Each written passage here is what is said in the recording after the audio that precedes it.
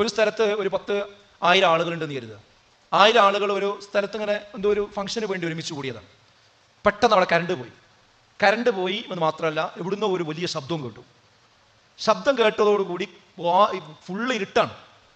ആളുകൾക്ക് പരിചയമില്ലാത്തൊരു സ്ഥലമാണ്, ഒരു പറമ്പാണ്. ഓരോരുത്തരും ആ ശബ്ദം കേട്ട് ബേജാറായി അങ്ങോട്ടും ഇങ്ങോട്ടും ഓടുന്നുണ്ട്, പരസ്പരം കൂട്ടിമുട്ടുന്നുണ്ട്, വീഴുന്നുണ്ട്, നെണീറ്റ് നടക്കുന്നുണ്ട്, കരയുന്നുണ്ട്, ആർക്കുന്നുണ്ട്. ഇങ്ങനെയുള്ള വല്ലാത്തൊരു അന്തരീക്ഷത്തിൽ നമ്മളെ കയ്യിൽ എന്തുണ്ട്? നല്ല ഒരു ടോർച്ച് നമ്മളെ കയ്യിലുണ്ട്.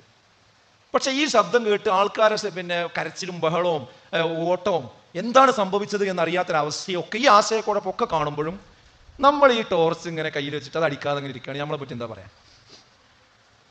ആ ടോർച്ച് ഒന്നിങ്ങനെ അടിച്ചു കൊടുത്താൽ എന്താ ഇവിടെ സംഭവിച്ചു എന്നുള്ളത് ശരിക്കും മനസ്സിലാവും അല്ലേ?